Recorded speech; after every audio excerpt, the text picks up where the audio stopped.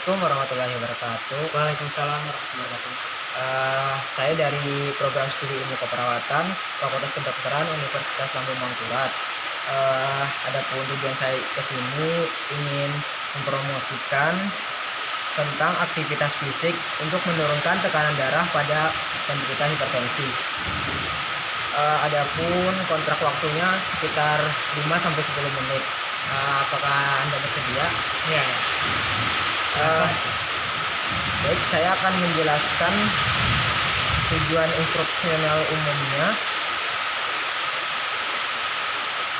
Tujuan instruksional umumnya, setelah melakukan penyuluhan selama 5 sampai 10 menit, diharapkan peserta penyuluhan dapat memahami tentang aktivitas fisik untuk menurunkan tekanan darah pada penderita hipertensi. Terus adapun tujuan instruksional khususnya, setelah melakukan penyuluhan selama 5 sampai 10 menit, diharapkan peserta dapat memahami pengertian hipertensi, memahami pengertian aktivitas fisik, terus mengetahui dan memahami tentang manfaat latihan fisik, dan mengetahui dan memahami tentang efek dari aktivitas latihan fisik terhadap kardiovaskular. Baik, saya mulai. Ini ada materinya tentang aktivitas fisik untuk menurunkan tekanan darah pada penderita hipertensi. Sebelumnya, apakah Anda mengetahui apa pengertian dari hipertensi sendiri atau aktivitas fisik? Belum. Oke, saya akan menjelaskan.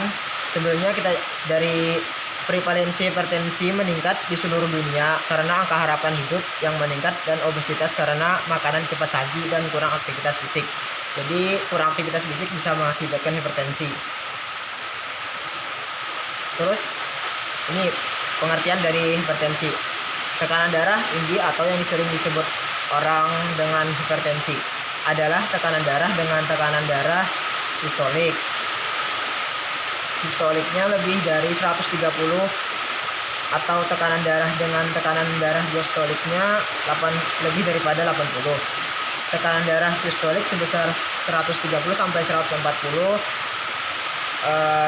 mengarahkan pada risiko AMI dan serangan stroke 2 kali lebih besar daripada orang dengan tekanan darah sistolik normal. Terus pengertian dari aktivitas fisik.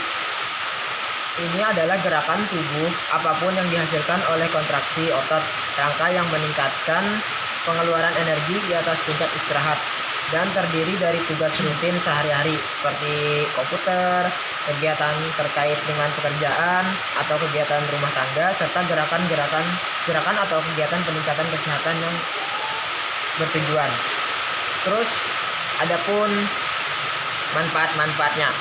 Manfaat dari latihan aktivitas fisik menjaga tubuh dalam kondisi yang optimal untuk menjalankan aktivitas keseharian. Terus ada mengurangi keluhan yang timbul akibat terlalu banyak duduk, berdiri terlalu lama atau bekerja pada posisi yang sama dengan waktu yang lama. Terus ada manfaat selanjutnya, mencegah kegemukan, penyakit jantung, pembuluh darah, stroke, diabetes, dan penyakit tidak menular lainnya. Terus menjaga kondisi tubuh tetap bugar dan sehat. Terus menjaga tekanan darah tetap stabil dalam batas normal. Meningkatkan daya tahan tubuh terhadap penyakit. Terus menguatkan tulang dan otot, mengurangi stres, kecemasan, dan depresi. Terus selanjutnya, agar mendapatkan manfaat kesehatan, lakukan aktivitas fisik tuh 150 menit per minggunya. Idealnya dilakukan 30 menit per hari. Terus apakah ada yang ditanyakan? Ya, ada. Pertanyaan saya adalah, apakah ada risiko lain selain stroke dari tekanan darah tinggi?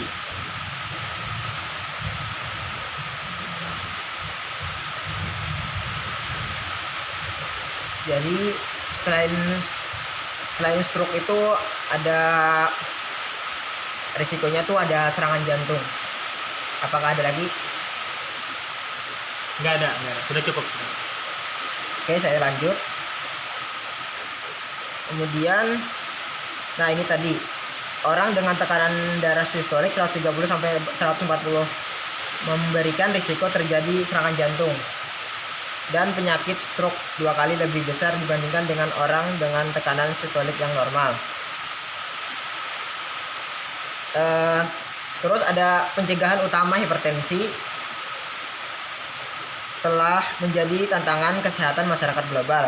Pedoman penelaksanaan hipertensi saat ini merekomendasikan peningkatan aktivitas fisik sebagai sarana untuk mencegah hipertensi. Aktivitas fisik dapat menjadi upaya promotif dalam menurunkan tekanan darah pada pasien dengan hipertensi resisten. Olahraga secara teratur telah direkomendasikan sebagai perilaku penting dalam mengendalikan tekanan darah, di mana satu sesi olahraga dapat menurunkan tingkat tekanan darah dibandingkan periode sebelum berolahraga. Ini layak dipergunakan sebagai terapi non-farmakologis yang efektif untuk pengobatan hipertensi. Aktivitas fisik dapat menjadi terapi tambahan yang penting untuk manajemen terapi medis penyakit kardiovaskuler. Terus ada aktivitas fisik atau latihan yang direkomendasikan sebagai terapi gaya hidup utama pada orang dewasa dengan hipertensi.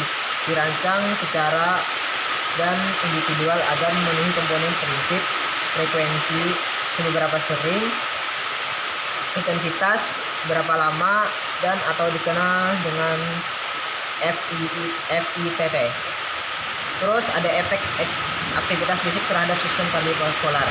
Aktivitas fisik memiliki sebagai efek fisiologis pada sistem kardiovaskular, dan yang paling penting adalah meningkatkan fungsi endotel vaskuler melalui peningkatan vasodilatasi dan aliran darah, mengurangi denyut jantung saat istirahat dengan meningkatkan rangsangan parasimpatik, meningkatkan vaskulogenesis melalui sel-sel progenitor endotel dan memperkuat toleransi terhadap iskemia dan cedera reperkusi.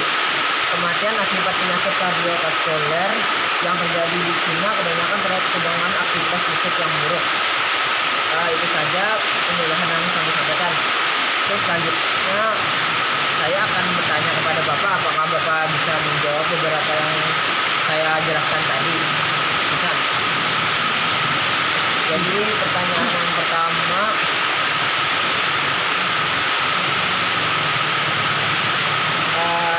pengertian hipertensi dan aktivitas fisik.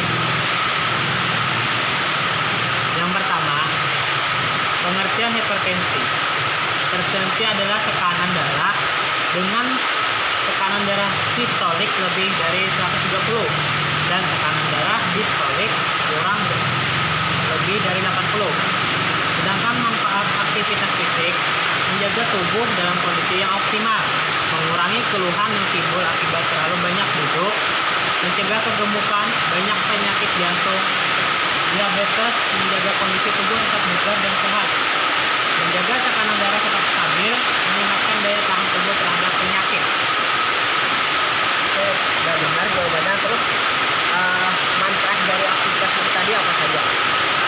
Untuk menjaga kondisi tubuh tetap bugar, meningkatkan daya tahan tubuh agar tidak terserang penyakit, terutama dengan penyakit-penyakit yang serang. Baik, terus pertanyaan yang ketiga, efek aktivitas fisik terhadap sistem kardiovaskuler tadi apa? Mungkin adalah efek fisiologis pada sistem kardiovaskular. Dan yang paling penting adalah meningkatkan fungsi endotel vaskular melalui peningkatan vasodilatasi. Ya, itu saja. Bapak sudah bisa menjawab beberapa pertanyaan tadi. Masih ada yang beberapa soal yang belum lengkap tadi. Jadi Bapak nanti bisa lebih cari lagi materi-materi yang misal tentang hipertensi. Oke, karena Bapak sudah bisa menjawab pertanyaan dari saya, ini ada reward untuk Bapak, diterima seadanya, Pak. Ya, makasih. Ya, Pak. Baik, Pak. Terima kasih, Pak, atas waktunya. Saya tutup ya, Pak. Assalamualaikum warahmatullahi wabarakatuh. Waalaikumsalam warahmatullahi wabarakatuh.